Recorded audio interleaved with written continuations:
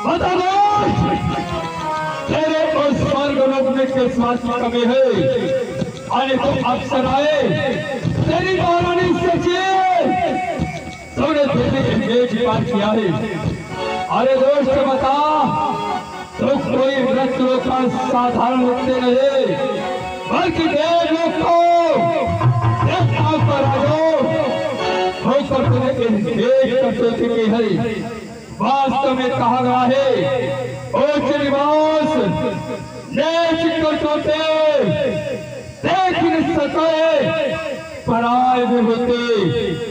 अरे दोस्त उच्च सिंहासन पर विराजमान होने वालों और देवताओं का महाराज कहलाने वालों तुझे इस भूमंडल पर नीच कार्य करने में लज्जा नहीं आए?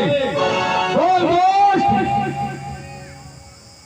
अरे दोस्त तुझे मैं साथ दे रहा हूं तो आज एक भक्त के प्रति इस भूमंडल पर आया है।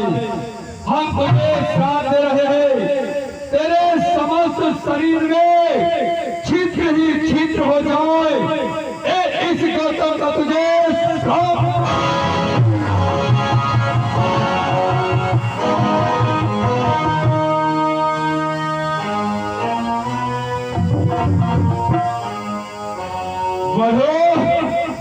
सदानंद तुम तो इस कुटिया में उपस्थित थे। अरे तुमने यह भी एहसास नहीं किया इस कुटिया पर अर्जित कार्य होता रहा तुमने इसका विरोध नहीं किया। तुम्हें भी नहीं छोड़ेंगे श्राप देंगे। जाओ हम तुम्हें श्राप देते हैं आगे चलकर तुम्हें पुरोहित का कार्य करना पड़ेगा। हमारा तुम्हें श्राप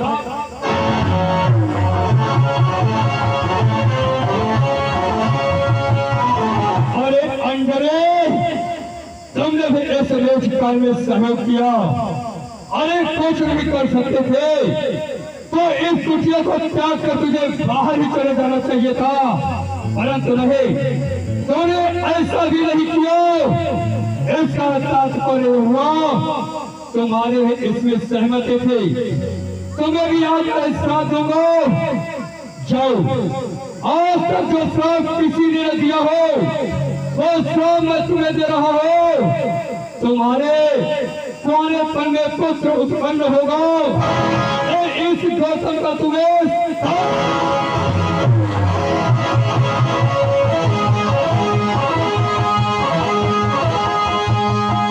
अभिनय आगे बढ़ो हमारे प्रश्नों का उत्तर दो। अरे तुम तो एक रेसे पत्नी हो तुम अपने को सती कहलाती हो फिर तुमने उस पर पुरुष का स्पर्श किया तुम्हें ये आभास नहीं हुआ एक पर पुरुष है। मैं पूछ रहा हूं उसका जवाब दो। आगे बढ़ो। अरे दुष्टों आज तू एक पत्थर की भांति खड़ी है। मैं कह रहा हूं तू कुछ सुन नहीं रही है। आज तुझे भी श्राप दे रहा हूं। जिस प्रकार एक पत्थर की भांति खड़ी है इसी प्रकार तू एक पत्थर की सिवा हो जाओ। ये हमारा तुझे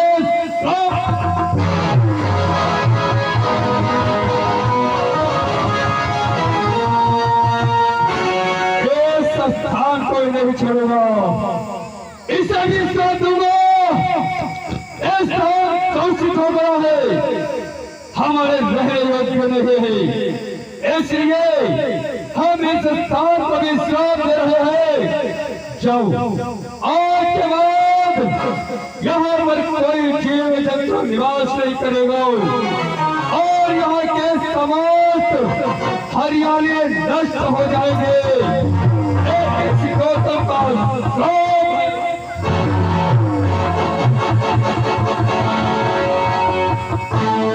अब हमें इस स्थान को त्याग कर चले जाना चाहिए। इस स्थान दूषित हो गया है हमारे रहने योग्य नहीं रहा है।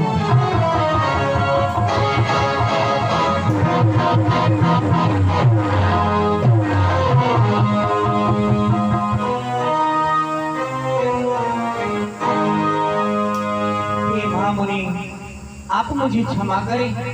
आपने ये जो प्राप्तियां हैं इसका उद्धार बतलाते जाएं। अरे दोस्त, इसका उपाय जानना चाहता है? हाँ महामुनि। इस समय तेरे मन में हृदय के विचार आयो, उस समय तेरे मन में ख्याल नहीं आया। अरे मुझे क्षमा कर्म करने का परिणाम क्या होता है? क्षमा कर दीजिए महामुनि, क्षमा कर दीजिए। यदि आप इसी प्रकार से ये हमारे मुख पे कालिमा रहेगी तो ये जगत वाले क्या कहेंगे कि वे चंद्र जो है उसके मुख पे कालिमा रहती है, उसको कोई भी और मुझे देखना कोई पसंद नहीं करेगा। आप मुझे उद्धार बतला दीजिए। चंद्रदेव, तुम्हें तो अपने रोग पर अभिमान था, उसी का परिणाम में हुआ, फिर भी तुम हमारे शरण में आए हो। संतों का ऐसा स्वभाव होता है, यदि कोई शरण में आ जाए तो उसे ठुकराते नहीं। तुम हमारे शरण में आए हो, इसलिए उपाय हम अवश्य बता रहे हैं। प्रत्येक मास में 2 पखवाड़े होते हैं, एक कृष्ण पक्ष और दूसरा शुक्ल पक्ष।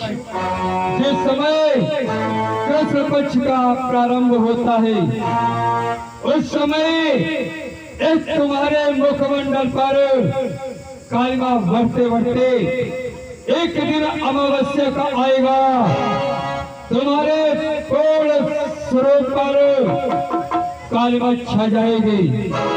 और जिस समय शुक्ल पक्ष प्रारंभ होगा एक तुम्हारी कालिमा छटने लगेगी।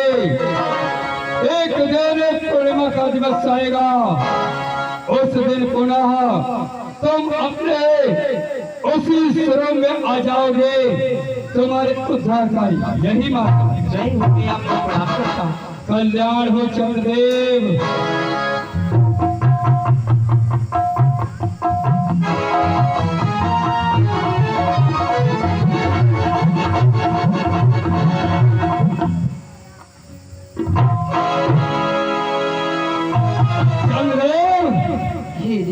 सामने से हट जाओ चंद्रदेव।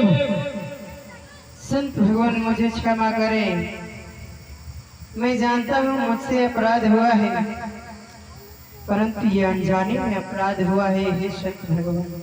क्या कहा तुमने? अनजाने में हुआ है? यदि राजा गढ़ ये सोचने लगेंगे राजा लोग ही करेंगे तो प्रजा क्या करेगी? मेरे तुम कोई साधारण है, वन के देवलोक के देवताओं के राजा हो। जब देवता ही गलत मार्ग अपनाएंगे तो पृथ्वी के समृद्ध लोक का क्या हाल होगा? विचार नहीं किया देवेंद्र? सत्य है संत भगवान, परंतु जो आपने मुझे श्राप दिया है ये निष्ठा नहीं होगा।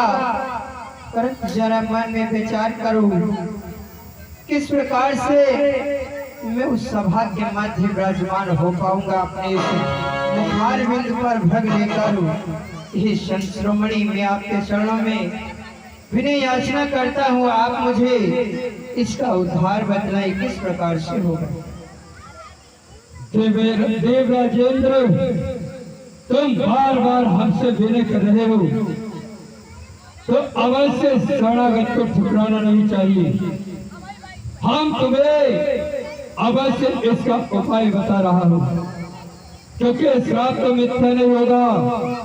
आगे चलकर त्रेता युग में उन प्रभु का अवतार होगा, तो उस समय उन प्रभु के दर्शन के लिए कोई 2 नेत्रों के द्वारा उनके दर्शन करेगा, कोई 1 नेत्र के द्वारा उनके दर्शन करेगा, तो कोई 5 नेत्रों के द्वारा उनके दर्शन करेगा, तो कोई 20 नेत्रों के द्वारा उनके दर्शन करेगा। उसी समय ये तुम्हारे समस्त क्षेत्र नेत्रों में परिवर्तित हो जाएंगे और उन प्रभु के दर्शन तुम हजारों नेत्रों के द्वारा करोगे। यही तुम्हारे उद्धार का मार्ग है। जय हो संत भगवान, आपकी जय। कल्याण हो।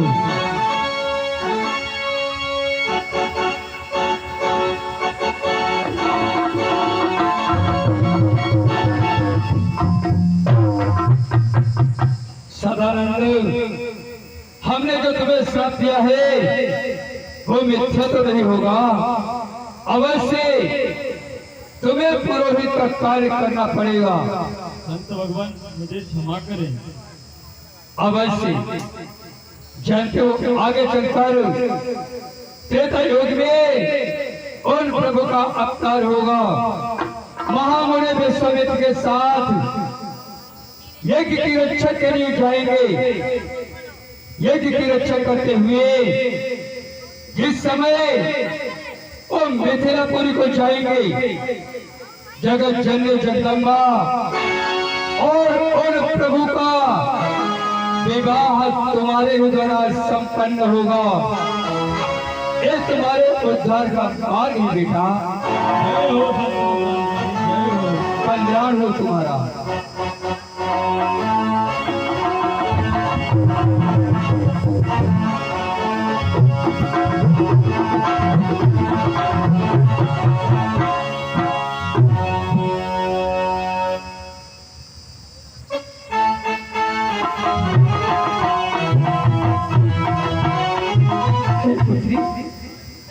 आज तू क्षमा हमसे नहीं मांग रही हो, पर तुमसे क्षमा मांगनी चाहिए पुत्री। हो सके तो इस गौतम को क्षमा कर देना, क्षमा कर देना पुत्री। सत्य ही कहा गया, कितना भी ज्ञानी व्यक्ति हो परंतु क्रोध में उसकी बुद्धि ठिकाने पर नहीं रहती है। इसलिए अरे पुत्री, हमें तुम्हें श्राप नहीं देना चाहिए था, पर पुत्री हमें क्रोधावेश में ज्ञान नहीं रहा। हमने जो तुम्हें श्राप दिया है वो साधारण नहीं पुत्री। जानती हो इस संसार में यदि सबसे बड़ा कलंक है तो यही है कुआरे में पुत्र उत्पन्न होना। बड़ा कलंकरी जीवन है पुत्री, परंतु क्या करूं, श्राप तो मिथ्या नहीं होगा। परंतु पुत्री वो तुम्हारा पुत्र कोई साधारण पुत्र नहीं होगा। वो आगे चलकर उन प्रभु के चरणों का दास होगा और तुम्हारे नाम को तीनों लोकों में रोशन करेगा। उसका नाम वीर हनुमान होगा।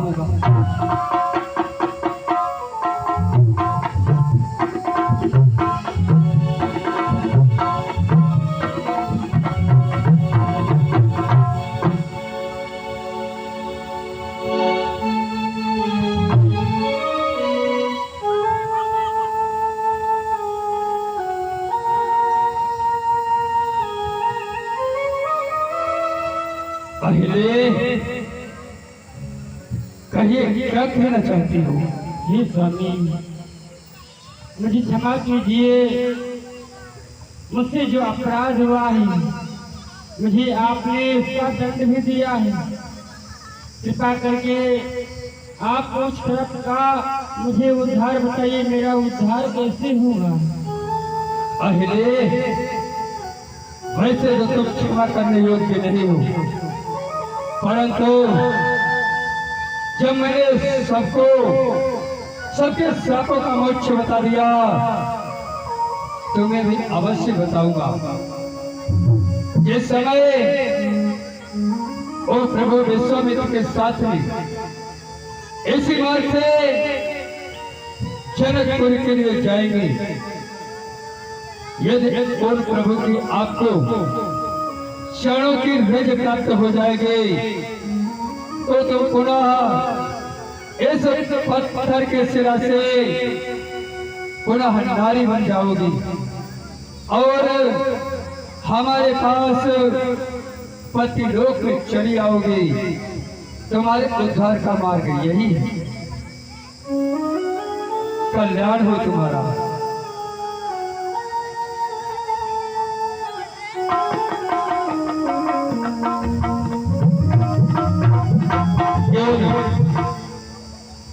हमने जब सब कुछ क्षमा कर दिया तो ऐसे स्थान को भी इस हिसाब से मुक्ति का समय निश्चित करना चाहिए। जिस समय प्रभु राम इस स्थान पर अपने चरणों को रखेंगे उसी समय यहाँ पर पुनः वही हरियाली और जीव जंतु का निवास पुनः हो जाएगा। तब तक के लिए इस स्थान को और प्रभु के आगमन की प्रतीक्षा करनी होगी। हमें भी अब यहाँ से दूसरे स्थान के लिए प्रस्थान करना चाहिए, क्योंकि ये स्थान हमारे अयोग्य हो गया है, हमारे योग्य नहीं रहा है। इसलिए हम इस स्थान पर नहीं ठहर सकते हैं। माँ गंगा के तट पर दूसरे स्थान पर निवास करेंगे।